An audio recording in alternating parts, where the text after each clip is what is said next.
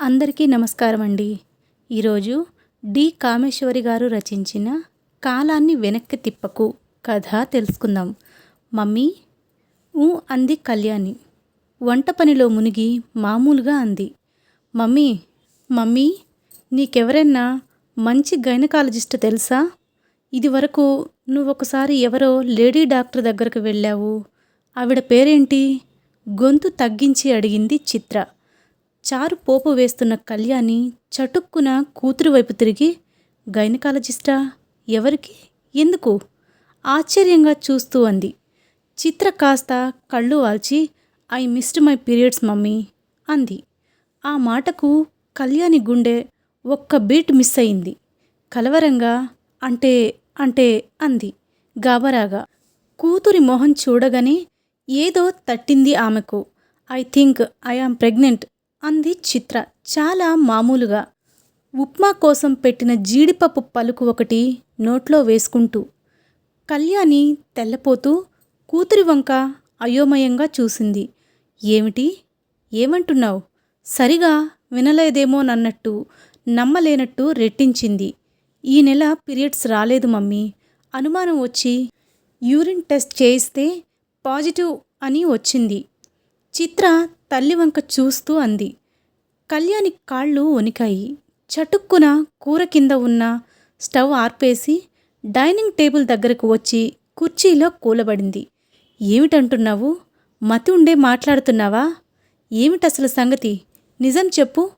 ఇదేమన్నా ప్రాక్టికల్ జోకా? నల్లబడ్డ మొహంతో అడిగింది కళ్యాణి. ప్రాక్టికల్ జోకా? నీతోనా? నిన్నట్నుంచి ఈ సంగతి నీకెలా చెప్పాలా అని భయపడి చెప్పలేదు. లేట్ అయిపోతుందని చెప్పా ఇవాళ. ఎంబార్సింగ్గా చూస్తూ అంది. కళ్యాణి నిలువుగుడ్లేసుకొని చూసింది. How does it happen? తన గొంతు తనకే వినిపించినట్లుగా గొనిగింది. ఏమిటా సిల్లీ ప్రశ్న అన్నట్లు చూసింది Chitra. It just happened. That bloody fellow. ఏం పర్వాలేదు. ఒకసారికి ఏం కాదు. సేఫ్ పీరియడ్ అంటూ చెప్పాడు. కళ్ళెగరేస్తూ అంది. ఎవరు వాడు? నీకెంత ధైర్యమే? ఏ జలుబో చేసిందన్నంత తేలికగా చెబుతున్నావు? ఎంత ధైర్యంగా డాక్టర్ దగ్గరకెళ్ళాలని అడుగుతున్నావు? కోపంతో కళ్యాణి మాటలు తడబడ్డాయి. ఇది మీ డాడీకి తెలిస్తే పాతేస్తారు నిన్ను. ఎంతకు తెగించావు? కోపంతో మొహం ఎర్రబడిపోయింది. అసలు ఇదంతా నిజమని కళ్యాణి ఇప్పటికీ నమ్మలేకపోతుంది.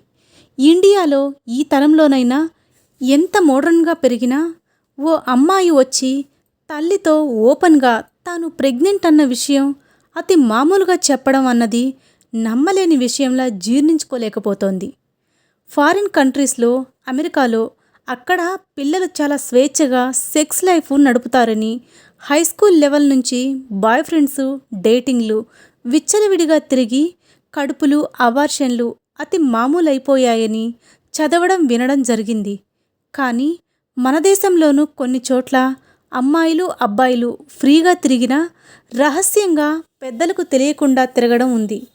అక్కడక్కడ అమ్మాయిలకు అబార్షన్లు గుట్టు చప్పుడు కాకుండా తల్లిదండ్రులు జరపడం లాంటివి ఉన్నాయి.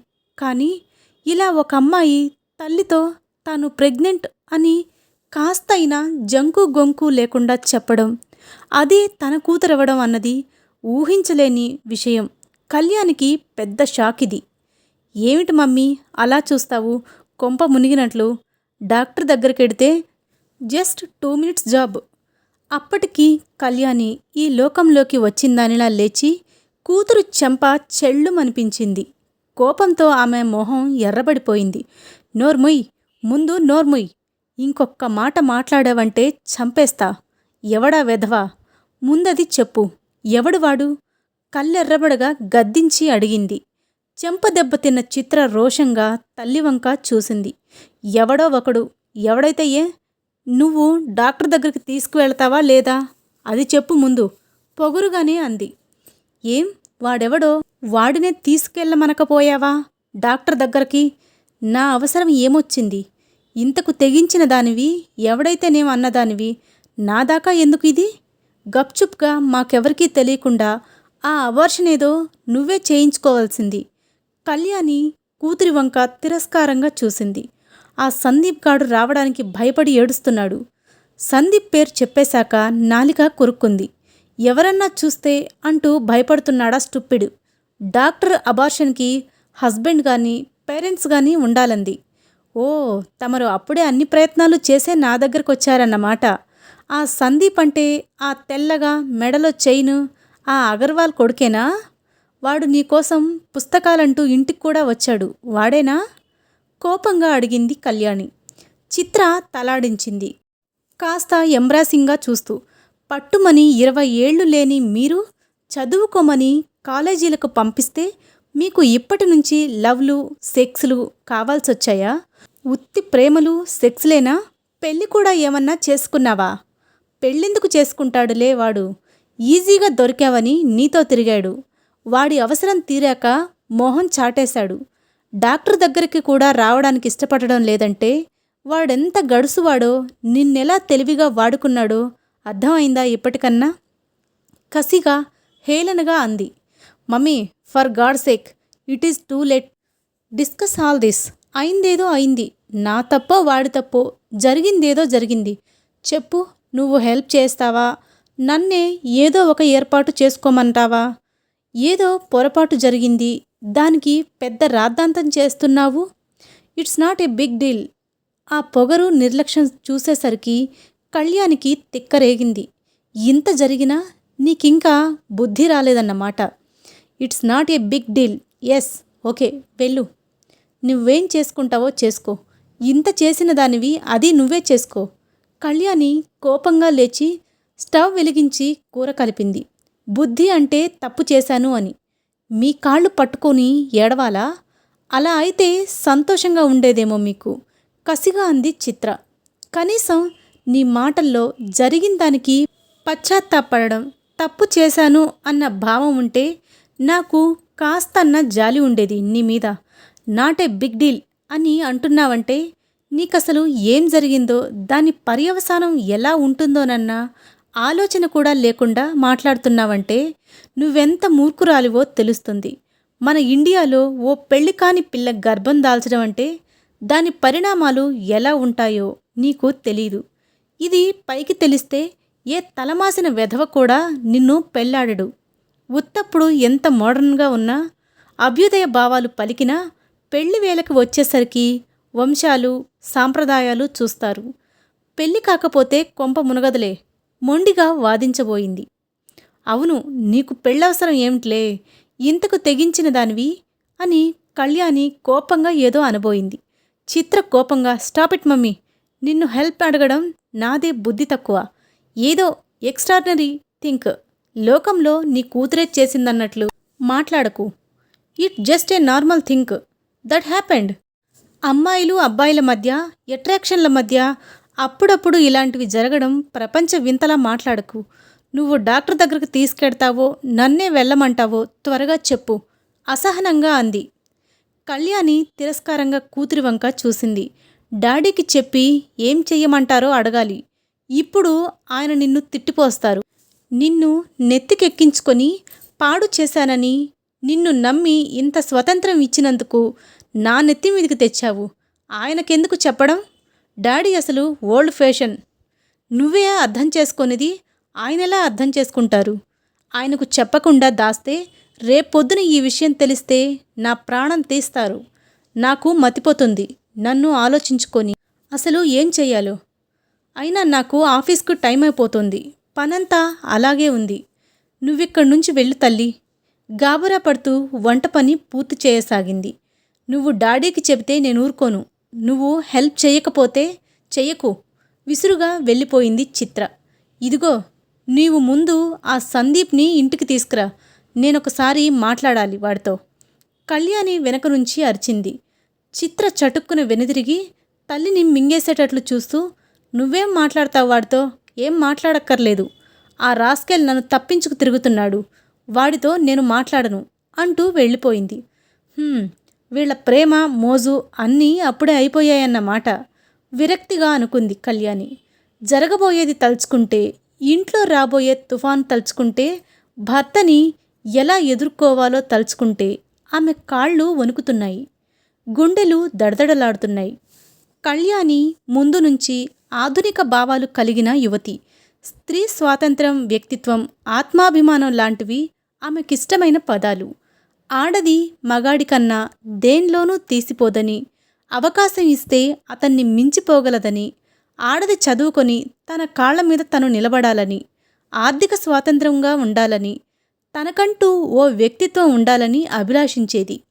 తన తల్లి చదువు, ఆర్థిక స్వాతంత్రం లేక తండ్రి ఎన్నన్నా పడే దుస్థితి లాంటిది తనకు కలగరాదని, పంతం పట్టి ఏడ్చి రాగాలు పెట్టి నిరసన వ్రతాలు చేసి ఇంటర్తో చదువు ఆపేసి పెళ్లి చేస్తానంటే ఎదురు తిరిగి డిగ్రీ తెచ్చుకొని బ్యాంక్ పరీక్ష రాసి క్లర్క్ ఉద్యోగం సంపాదించి ఇప్పుడు ఆఫీసర్ స్థాయికి ఎదిగింది.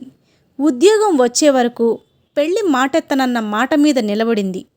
తన తరువాతి తరం, తన కూతురు తాను పడిన అవస్థలు పడరాదని, ఎలాంటి అడ్డంకులు ఏర్పడకుండా బాగా చదివించింది. మంచి పొజిషన్లో ఉండాలని, ముందు నుంచి కూతురుకి కొడుక్కి ఎలాంటి తేడాలు చూపకుండా పెంచాలని ఆరాటపడింది. రామకృష్ణ పల్లెటూరులో పెరిగినవాడు. కాస్త సాంప్రదాయాలు, పట్టింపులు ఉన్నవాడు. దేవుడు, పూజలు, గుళ్ళు, గోపురాలు అంటూ తిరిగే రకం. ఆడపిల్లని ఆడపిల్లగా పెంచని భార్యని దుయ్యబడుతుండేవాడు. దానికి చక్కగా 2 జడలు వేసి బొట్టు కాటుక పెట్టకుండా ఆ క్రాఫ్ ఏమిటి? ఆడపిల్ల మగపిల్లాడితో సమానంగా ఆ పరుగులు, ఆ సైకిల్ తొక్కడం ఏమిటి? వయసొచ్చిన పిల్ల ఆ షార్ట్సు, బనీన్లు వేసుకొని మగపిల్లలతో షటిలాడుతుంది. దాన్ని నువ్వే పాడు చేస్తున్నావు. వాడితో సమానంగా దానికి మోపెడు కొనాలా? ఆ ప్యాంట్లు వేసుకొని అది మగరాయుడులా తిరగాలా? అబ్బాయికి అమ్మాయికి ఇద్దరికీ ఇంజనీరింగ్ చెప్పించాలా? మగపిల్లాడి కంటే తప్పదు. ఇది ఏ బిఏనో చదవచ్చు, తరువాత ఏదో చదివించొచ్చు. ఆ మగపిల్లలని ఇంటికి రానిస్తావెందుకు? అది నీ కూతురు ఎవడో స్కూటర్ వెనకాల ఎక్కి వెళ్తుంది తెలుసా? నేను కళ్ళారా చూశాను. ఇది నువ్విచ్చిన అలుసు. దాన్నెందుకు పనికిరాకుండా చేస్తున్నావు? చిన్నప్పటినుంచి రామకృష్ణ, కళ్యాణిల మధ్య ఆడపిల్ల విషయంలో ఎన్నో వాదనలు, దెబ్బలాటలు. ఆడపిల్ల అంటే కళ్యాణికి కోపం. ఏ ఆడపిల్లైతే ప్యాంటు వేసుకోకూడదని రూలుందా? షటిల్ ఆడితే తప్పేంటి? ఆడేటప్పుడు షార్ట్స్ కాక మరేం వేసుకుంటారు? మగపిల్లవాడు, వాడికి మోపెడు కొంటే వాడికంటే ఇది దూరం వెళ్ళాలి. దీనికెందుకు కొనరు? క్లాస్మేట్స్ ఏదో సరదాకి ఇంటికి వస్తే తప్పేమిటి? వాళ్ల బుర్రల్లో ఆడ మగ తేడాలు పెట్టి మనమే పాడు చేస్తాం. ఫ్రెండ్స్కి ఆడ మగ తేడాలెందుకు? దాని మోపెడు చెడిపోతే ఫ్రెండ్ స్కూటర్ ఎక్కి వస్తే కొంప మునిగిపోదు. ఇలా కూతురిని వెనకేసుకు వస్తూ ఆడపిల్ల అన్న తేడా లేకుండా పెంచింది. ఇద్దరం ఉద్యోగాలు చేస్తూ వాళ్లకు కావాల్సిన చదువులు చెప్పించలేమా? ఆడపిల్లైతే ఇంజనీరింగ్ చదవకూడదా? వాడికంటే దీనికే లెక్కలు బాగా వచ్చు. దాని ఛాన్స్ మనం పాడు చెయ్యాలా? అంటూ పంతంగా కూతురిని ఇంజనీరింగ్లో పెట్టింది. చిత్ర, చైతన్య ఇద్దరికీ 1 ఏడాది తేడా ఉండడంతో ఇద్దరూ కొట్టుకోకుండా 2 సైకిళ్ళు, 2 మోపెడ్లు, 2 పుస్తకాల సెట్లు, ప్రతిదీ వంతులు లేకుండా చేసేది. నీ కర్మ, అలా గాలికి వదిలేస్తే నెత్తికెక్కించుకుంటున్నావు. అలా స్వేచ్ఛగా మగపిల్లలతో స్నేహాలు ఎంకరేజ్ చేస్తున్నావు. ఎప్పుడో అది కొంప ముంచుతుంది, అప్పుడేడుస్తావు అని అన్నాడు రామకృష్ణ. ఒకసారి అబ్బాయిలు అమ్మాయిలంతా పిక్నిక్కు వెడితే ఆ రోజు పెద్ద గొడవ చేశాడు రామకృష్ణ. ఈ కాలం పిల్లలు తెలివైన వాళ్ళు. వాళ్ల లిమిట్స్ వాళ్ళకి తెలుసు. స్వేచ్ఛ ఇవ్వకపోతే దొంగచాటుగా తిరుగుతారు, అబద్ధాలు చెబుతారు. ఇలా అయితే ఫ్రాంక్గా మనతో అన్నీ చెబుతారు అంటూ వాదించింది ఆ రోజు. తల్లి సపోర్ట్తో చిత్ర చాలా బోల్డ్, ఎవరిని లెక్క చేయని రీతిలో ప్రవర్తించడం రామకృష్ణకి అసలు నచ్చేది కాదు.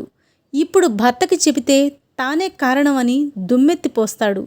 అతను అనడం సరే, ఎలాగో తప్పదు. తాను ఇంత స్వేచ్ఛ, స్వతంత్రం ఇస్తే అది ఇలా దుర్వినియోగం చేసిన కూతురిని క్షమించలేకపోతోంది కళ్యాణి. ఇప్పటికీ జరిగిందాన్ని సమర్థించుకుంటున్న కూతురిని ఈ విషయంలో తేలిగ్గా తీసుకోలేదు. తానేం చేసినా తల్లి గుడ్డిగా సపోర్ట్ ఇవ్వదు అన్నది అర్థం కావాలంటే తాను 2-3 రోజులు పట్టించుకోకుండా బింకంగా ఉంటే కాళ్లబేరానికి వచ్చి ప్రాధేయపడితే అప్పుడు చివాట్లు పెట్టి డాక్టర్ దగ్గరికి తీసుకువెళ్ళాలని నిర్ణయించుకుంది.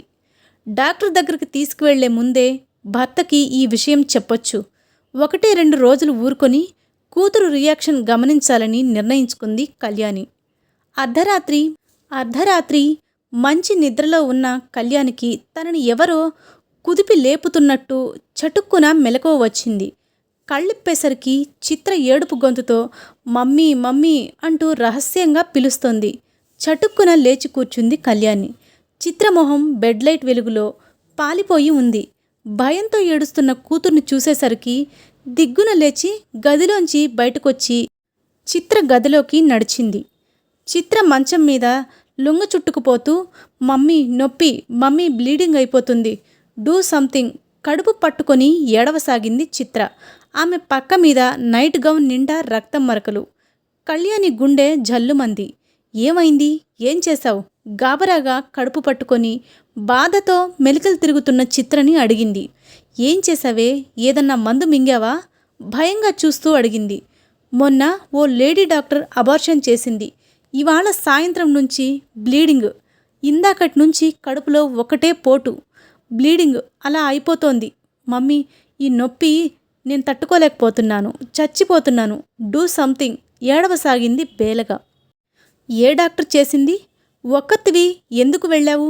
గాబరాగా అడిగింది. నువ్వు ఏం చెప్పలేదు నాకు. నా ఫ్రెండ్ రవి పాపం తాను హస్బెండ్ అని చెప్పి వచ్చి నాకు హెల్ప్ చేశాడు. ఎక్కడో ఎవరో ఓ డాక్టర్ ఉందంటే ముక్కు మొహం తెలియని ఎవరి దగ్గరకో వెళ్ళావన్నమాట కోపంగా అంది కళ్యాణి. అబార్షన్ సరిగా చెయ్యలేదన్నది కళ్యాణికి అర్థమైంది. ఇది ఇంకా వాదులాడవలసిన టైం కాదని అర్థమయ్యి గబగబా రామకృష్ణని లేపడానికి వెళ్ళింది. ఇన్కంప్లీట్ అబార్షన్, ఈ బ్లీడింగ్, ఇంత జ్వరం, కడుపులో పోట్లు, ఇవన్నీ ఇన్ఫెక్షన్కి సూచనలు. ఎక్కడ పడితే అక్కడ ఊరు పేరు లేని ఏదో చిన్న ప్రైవేట్ నర్సింగ్ హోంలో చేయించుకున్న ఫలం ఇది. ఈ కాలం పిల్లలు చదువుకొని తప్పు ఒప్పులు తెలుసుకోరు. తప్పు చేశాక కనీసం చేసిన దాన్ని సరిగా అయినా సరిదిద్దుకోరు. తల వాచేట్లు చివాట్లు పెట్టి అప్పటికప్పుడు డిఎన్సి చేసి అబార్షన్ పూర్తి చేసి పెయిన్కి ఇన్ఫెక్షన్కి ఇంజెక్షన్లు ఇచ్చింది డాక్టర్. మీరు తల్లి అయి ఉండి పంతానికి పోయి అలా 2-3 రోజులు వదిలేయాల్సింది కాదు. పిల్లలు తప్పు చేసినప్పుడు మనం కాకపోతే ఎవరాదుకుంటారు అంటూ కళ్యాణిని మెత్తగా మందలించింది డాక్టర్. ఆవిడ తన కొలీగ్ ఆడపడుచు. ఇదివరకు పరిచయంతో కళ్యాణి అక్కడికొచ్చింది. ఆవిడ ముందు తానే తప్పు చేసినట్లు తలదించుకుంది కళ్యాణి. ఆ రాత్రి సంగతి విని నిశ్చేష్టుడయ్యాడు రామకృష్ణ. అప్పుడు ఒక్క మాట కూడా మాట్లాడకుండా కారు తీసి నర్సింగ్ హోంకి తీసుకెళ్లాడు. ఆ తర్వాతైనా కూతుర్ని పలకరించలేదు, మందలించనూ లేదు. కళ్యాణి ఏదో చెప్పబోయినా వినలేదు. ఆ రోజు నర్సింగ్ హోంలో ఉంచి మర్నాడు కూతుర్ని ఇంటికి తీసుకువెళ్ళింది కళ్యాణి.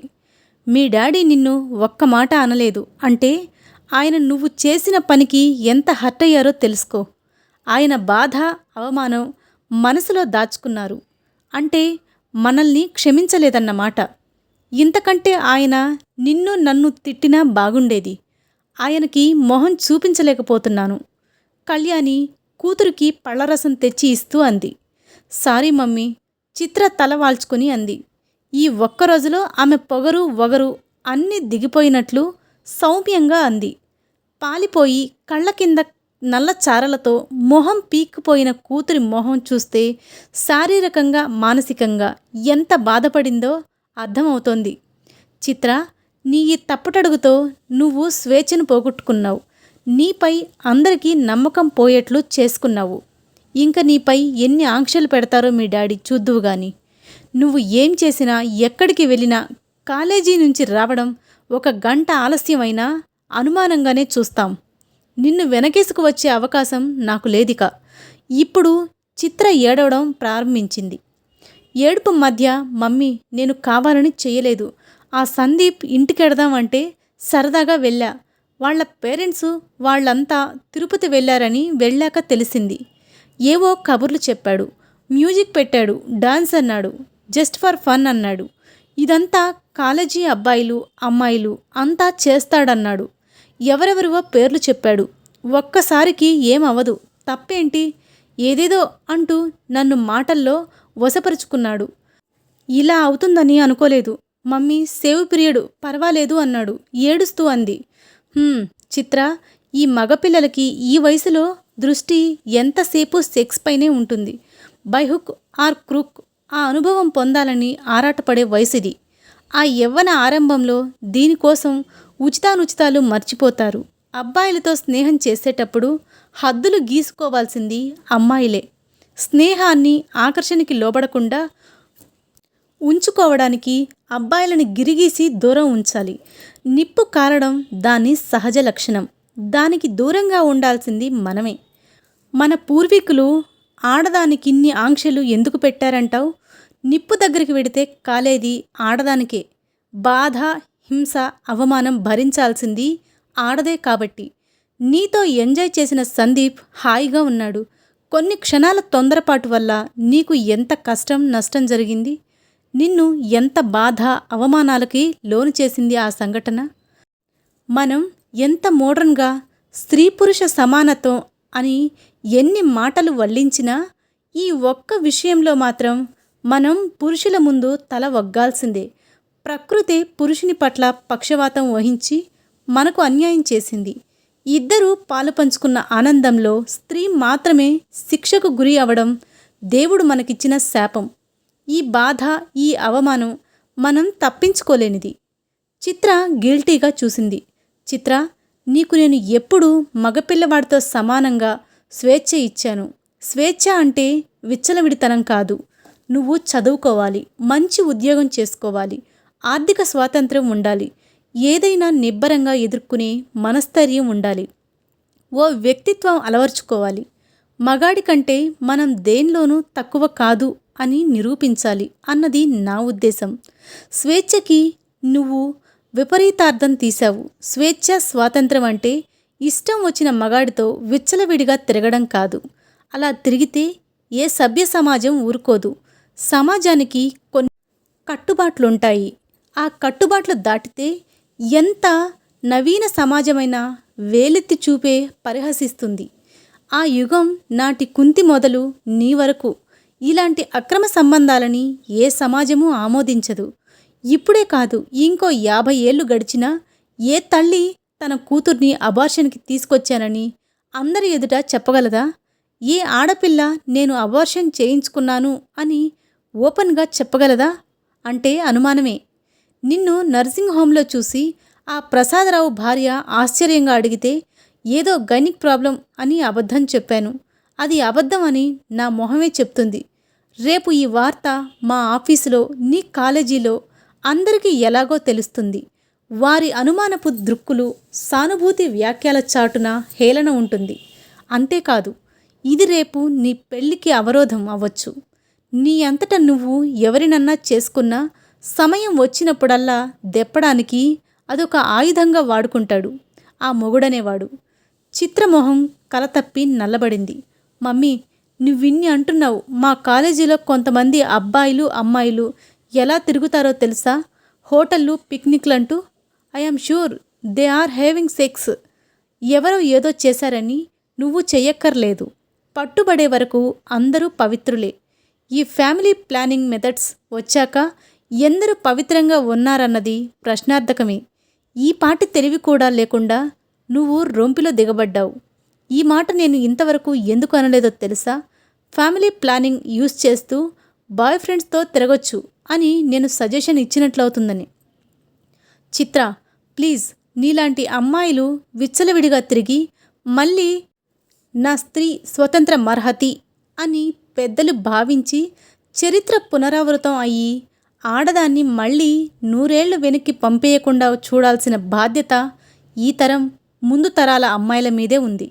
పర్వాలేదు, స్త్రీకి స్వేచ్ఛ, స్వాతంత్రాలు ఇచ్చినా దుర్వినియోగం చెయ్యదు అన్న నమ్మకం సమాజానికి మీ యువతరం కలిగించాల్సిన బాధ్యత ఉంది. కళ్యాణి మాటలకి చిత్ర కళ్ళు వాల్చుకుంది. చిత్ర మళ్ళీ ఇలాంటి తప్పు చెయ్యను అంది. చేసే ముందు 10 సార్లు ఆలోచిస్తుందన్న నమ్మకం కళ్యాణికి కలిగింది. కథ సమాప్తం. ఈ కథ గనక మీకు నచ్చినట్లయితే నా ఛానల్ని తప్పక సబ్స్క్రైబ్ చేయండి. ధన్యవాదాలు.